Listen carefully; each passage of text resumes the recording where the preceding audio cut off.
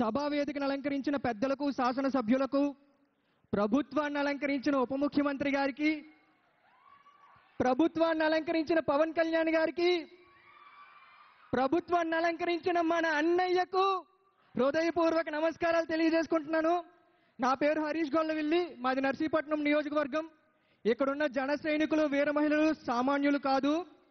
ఒక అన్యాయాలు, అరాచకాలతో వ్యవస్థీకరమైన ఒక బలమైన రాక్షస సమూహంతో యుద్ధం చేసి ఆ యుద్ధంలో గెలిచి రాష్ట్రాన్ని, రాష్ట్ర భవిష్యత్తుని కాపాడిన వీర సైనికులు మీరు.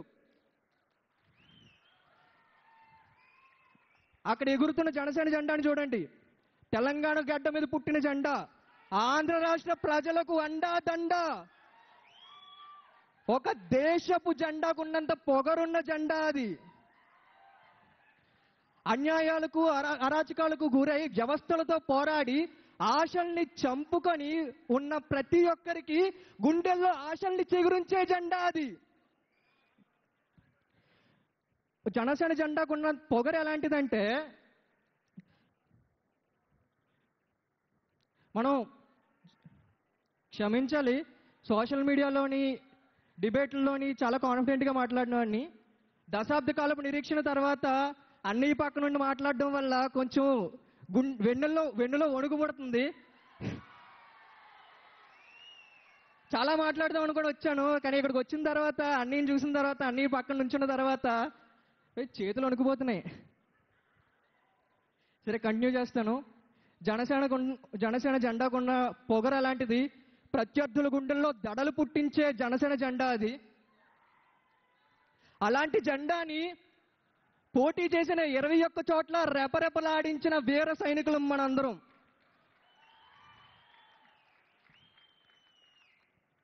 మనం గెలిచిన తర్వాత మనందరం ఎందుకో రిలాక్స్ అయ్యాం అనిపిస్తుంది. మనం ఎవరి కోసం కష్టపడ్డాం? ఉప ముఖ్యమంత్రి పవన్ కళ్యాణ్ గారి కోసమా? అధ్యక్షులు పవన్ కళ్యాణ్ గారి కోసమా? మన అన్నయ్య పవన్ కళ్యాణ్ గారి కోసం కాదా? ఆయన మన అన్నయ్య కాదా? మహాశివుడు విశ్వమంతటికి దేవుడైనప్పటికీ విఘ్నేశ్వరుడికి అన్నయ్య అయినట్టు ఆయన ఉప ముఖ్యమంత్రి అయినా, ముఖ్యమంత్రి అయినా, ప్రధానమంత్రి అయినా కూడా మనకి మాత్రం అన్నయ్యే. ఆయనకి మనకి దూరం 2 గుండెలు మాత్రమే. ఆయన మన సొంత అన్నయ్య. ఇది మన సొంత party, Janasena party. Janasena party కోసం మనం శ్రమించాం, గెలిపించాం. గెలిచిన తర్వాత ఎందుకో కొంచెం రిలాక్స్ అయ్యాం. మనం ఆయన్ని ఉప ముఖ్యమంత్రి స్థానంలో కూర్చోబెట్టాం.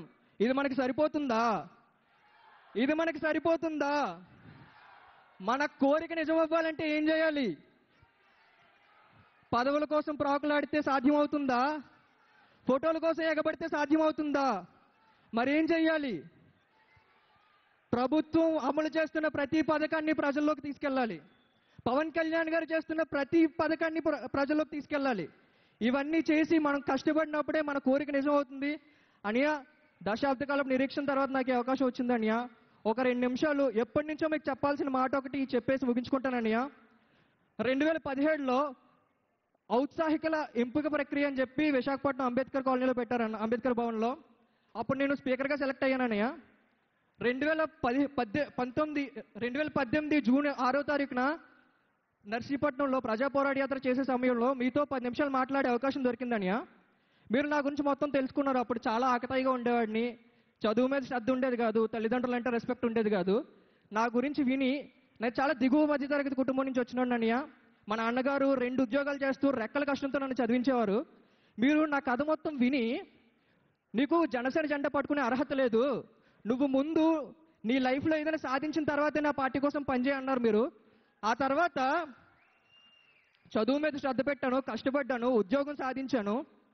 ఆ తర్వాత జనసేన పార్టీకి మనం ఎలా ఉపయోగపడాలి, మనం ఏం చేయాలి పార్టీ బలోపేతం కోసం అని ఆలోచించి రాష్ట్రంలో జనసేన పార్టీకి కానీ మీకు కానీ విమర్శలు చేసే వాళ్ళకి బలంగా కౌంటర్లు ఇచ్చేవాళ్ళు తక్కువగా ఉన్నారనిపించింది అనియా. అప్పుడు వాయిస్నే నా బలంగా డెవలప్ చేసుకున్న తర్వాత రఫ్ ఆడించడం స్టార్ట్ చేశానని ఒక్కొక్కరిని. ఎవరైనా మిమ్మల్ని విమర్శించారా? వైసీపీ వాళ్ళు ఒక్కొక్కరిని రఫ్ ఆడించేవాడిని. కొందరు అప్పట్లో అడ్రస్ పెట్టు బ్యాచ్ ఉండేవాళ్ళనియా. ఫోన్లు చేసి నేను చంపేస్తాం, నరికేస్తాం, అడ్రస్ పెట్టు అనేవాళ్ళు. మనమేమైనా తక్కువ? మనల్ని ఎవడరా ఆపేది మోటివేషన్తో ముందుకెళ్ళే వాళ్ళం మనం. నేను కూడా రండ్రా ఎంతమంది వస్తారు రండి, నేను ఒక్కడనే వస్తాను చూసుకుందాం అని చెప్పి అడ్రస్ పెట్టేవాడిని. మంగళగిరి పార్టీ ఆఫీస్ అడ్రస్ పెట్టేసేవాడిని. అది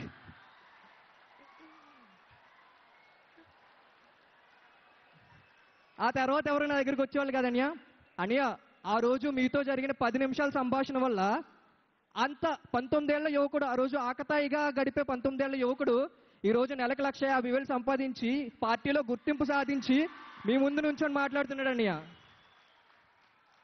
అనియా థ్యాంక్ యూ అనియా, ఇది నా తల్లిదండ్రులు మీకు చెప్పమన్నారు. నాకు ఇంత చక్కటి అవకాశం ఇచ్చిన ప్రతి ఒక్కరికి ధన్యవాదాలు. Thank you so much. జై హింద్.